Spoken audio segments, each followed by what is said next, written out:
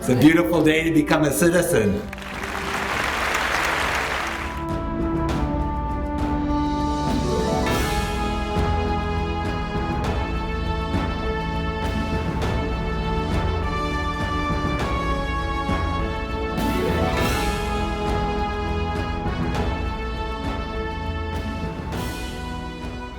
Despite the fact that the nation's population has increased by 125 million people since the immigration law was changed in 1965, many influential Americans believe more is better.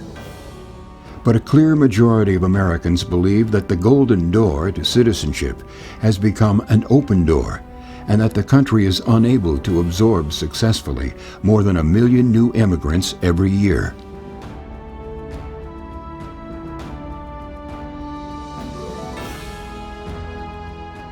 Holland, Michigan, far from any national border, is a good example of what is happening throughout the country. Hey! Gather around!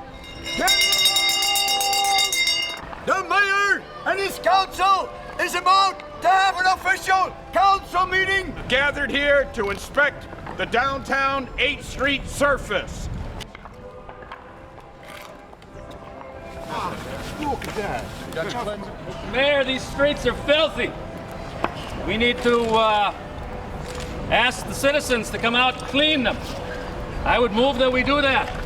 Although significant social changes caused by large numbers of immigrants have affected the city and surrounding communities, Holland continues to honor its Dutch heritage annually in a wildly popular Tulip Time festival that attracts many thousands of visitors from far and wide.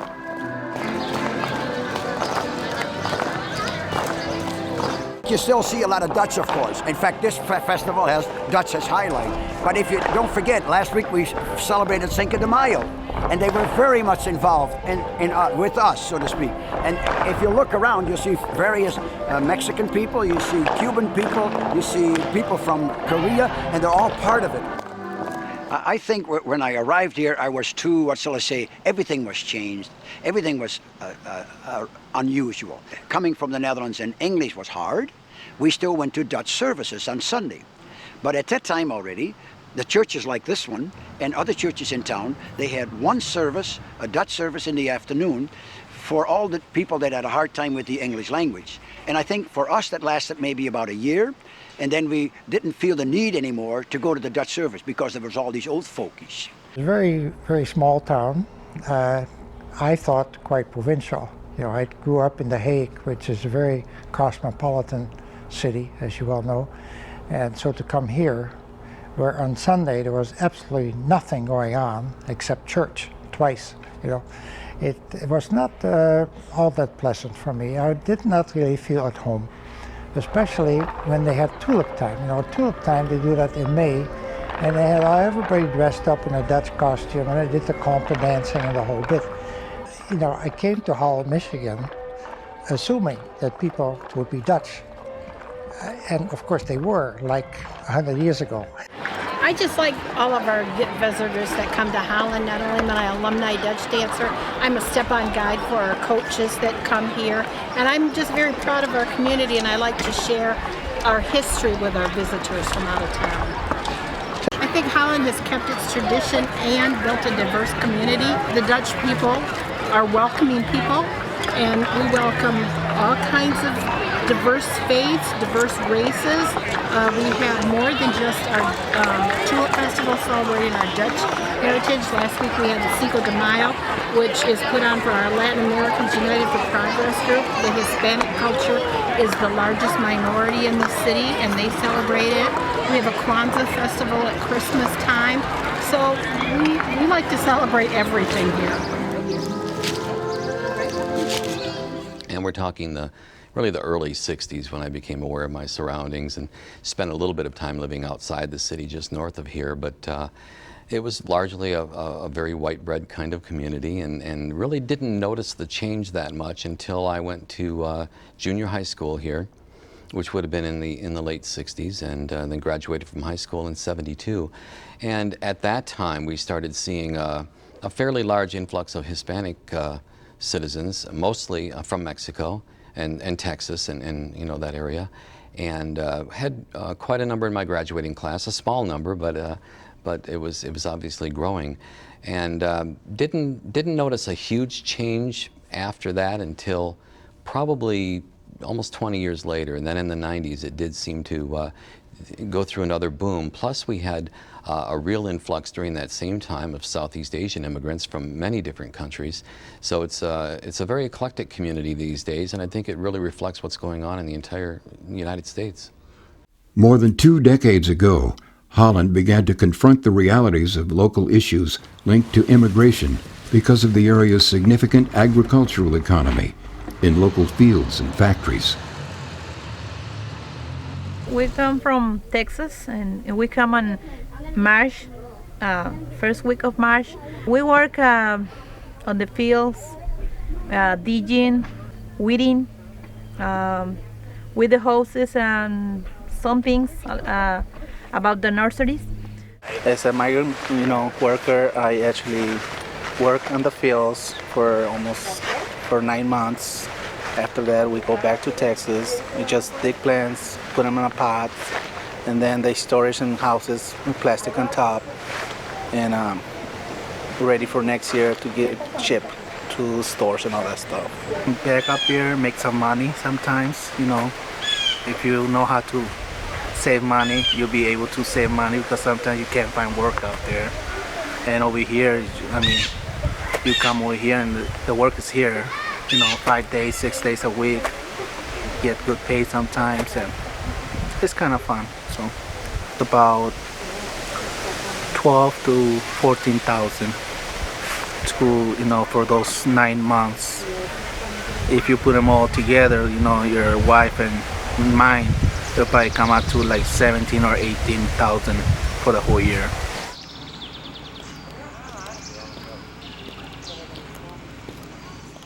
I did 4 years in elementary school in Mexico, and then I moved to Holland back, and I did 1 year of elementary, and then I went to middle school. And I went back to Mexico, and then I came back a month ago, and I started to go to school. I like West Ottawa because there's a lot of people that I can speak with. There's a lot of Hispanic people. Also, there's a lot of kind people here. Well, I want to finish my high school, get my high school diploma, and then go to college, because I want to be someone in the United States, like a nurse, a doctor, or something.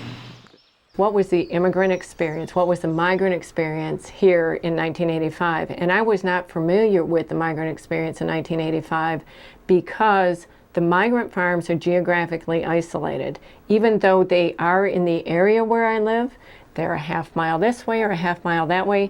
You don't know that they exist unless you know they exist. So in terms of my awareness of the immigrant population, it was very, very limited at that time because you just don't see folks. The intolerance that I perceived in the area had to do with people of color in general.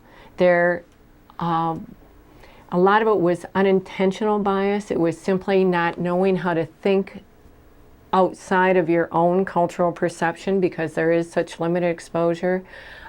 There were people of color who would share that, it was just not a comfortable community. We had a large Hispanic population, both of migrant agricultural workers that were settling into the community, as well as people that were coming from other communities and Mexico to settle in this community because the supports began to be in place. Before I escaped from Vietnam, I have my sister here. We have contact with her here in United States already, so I know exactly that I may be able to come to the United States to reunite with my sister. Most of my time in United States is to live in Holland here. I have to say the mild racism feeling is still existing at that time. For example, sometimes people feel prejudiced to call us like the geeks or whatever, but that's the just real small group of people to compare with large group of people in United States, in Holland here. They all understand and help us out. When I started really becoming aware that some people had serious issues with the way the city was changing was really in the early 80s when I was elected to the city council for the first time, and I would get some of the most spiteful older citizens who were just up in arms about, you know, this family or that family and what they were doing to their home, and started feeling a little bit of it coming at me from that way. And I would listen to them and try to be nice, although I remember quite often hanging up the phone after warning a few of them that, you know, I wouldn't be listening to their language. I just wouldn't sit and listen to them talk about people that way with the words they were using and, you know, epithets and just things that I didn't agree with. And so that, I guess it was kind of emblazoned really in my mind at that point that this is a transition we're going through, and it's really something different that's happening to our community. The building of a Mexican friendship fountain in a downtown waterfront park in 1999 was a personal triumph of Alfredo Gonzales, the son of immigrants, and now a dean at Holland's prestigious Hope College.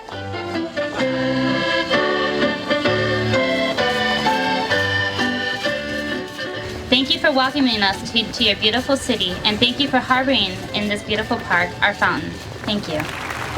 My family is perhaps not unlike a lot of the early Mexican families that came to this community first in the late 1940s, then in the 1950s, and then in greater numbers in the early 1960s.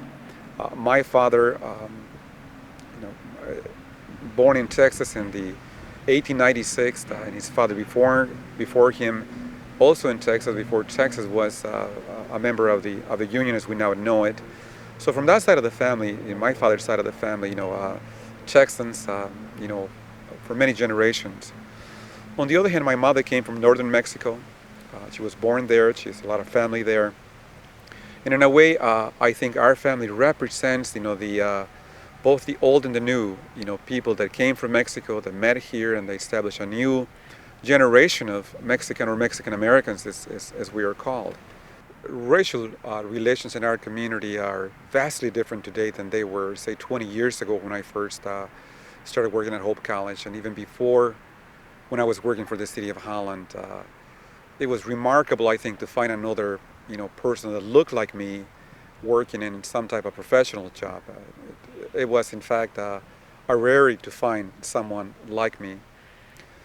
What's probably more difficult for me is trying to to fit into a community that was some would say difficult to break into, because if you're not Dutch, the saying used to be you're not much. Oh, so nice. Are you kissing that one too?